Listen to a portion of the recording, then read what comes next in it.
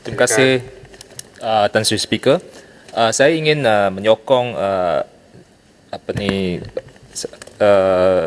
perbahasan yang bermatang pau dan juga Pasir Mas berkenaan dengan masalah kenaikan harga barang dan sebagainya dan kita tahu bahawa isu ini telah lama. Jadi kod 02011 penguasaan barangan kawalan dan subsidi.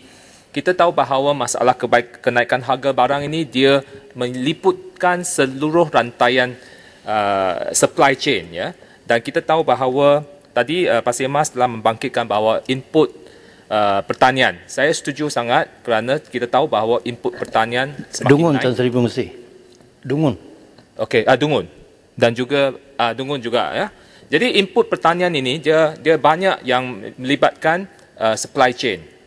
Jadi kita mahu bahawa kementerian kalau boleh panggil pengusaha-pengusaha dan untuk mencari penyelesaian, ya. Jangan kita hanya selalunya cara KPDN HEP adalah menguat kuasa lepas itu, tetapi dia menekan selalunya adalah menekan petani-petani yang kecil yang sudah mereka tertekan dengan kenaikan harga input.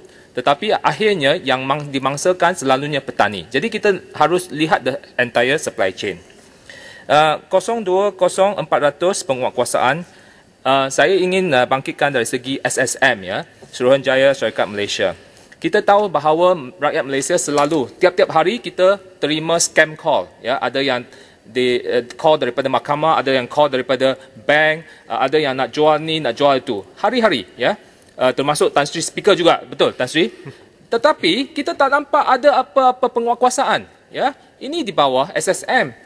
Dan sebenarnya kita ni dimangsakan dan banyak masa dibazirkan. Jadi apa yang dibuat oleh, dan kita tahu bahawa ada kelemahan dari segi akta, ya, akta penggunaan. Contohnya, ini hanya scam yang kecil. Yang scam yang besar contohnya adalah money game, JJPTR dan juga MBI dan sebagainya yang menjadi yang di mana rakyat Malaysia ratusan ribu yang telah rugi beratus juta bilion ringgit, ya. Tetapi akta tidak diperlengkapkan untuk menyekat money game Ponzi scheme. Jadi harap kementerian ambil maklum. 0200600 Suruhanjaya Persaingan Malaysia MyCC. Saya harap bahawa kementerian menjalankan siasatan terhadap amalan yang tidak sihat, monopoli dan juga direct negotiation. Bukan sahaja di private sector tetapi juga dalam kerajaan. Kita tahu bahawa semasa kerajaan PH telah dalam usaha untuk membuka kontrak kerajaan kepada secara open tender. Tetapi sekarang kita nampak bahawa trend kembali kepada direct negotiation. Jadi ini menyebabkan harga dan kerugian kepada pihak kerajaan, ya. Contohnya baru-baru ini saya bangkitkan tentang isu pembekalan dan juga kereta fleet kerajaan dan juga maintenance, ya, yang melibatkan 4.6 bilion ringgit selama 15 tahun diberikan secara direct negotiation kepada kerajaan. Tetapi benda ini hanya tip of the iceberg. Ada lagi Pharma Niaga, ada lagi Bernas, di mana monopoli yang menyebabkan kos kerugian kepada kerajaan dan juga kerugian kepada rakyat. Jadi ini menyebabkan harga barang naik, ya. Jadi saya harap bahawa MyCC ini betul-betul menjalankan tugas menyekat direct negotiation, monopoli dalam entire supply chain supaya rakyat terbela dari segi ini. Akhir sekali 041100 kempen beli barangan Malaysia.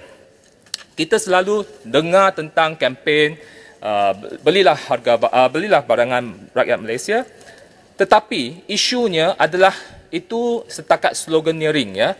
Dia tak ada substantif punya substansi. Saya minta supaya kementerian adakan lebih program yang lebih substantif. Kita tahu bahawa sekarang Malaysia adalah part of the global supply chain. Ya, banyak barang walaupun dia made in China or made in US or made in Bangladesh, dia adalah part and parcel. Kita Malaysia merupakan part of the supply chain. Jadi kementerian kena educate Contohnya iPhone di sini ya, dia design in California, made in China. Tetapi banyak komponen dia datang daripada bahan baru.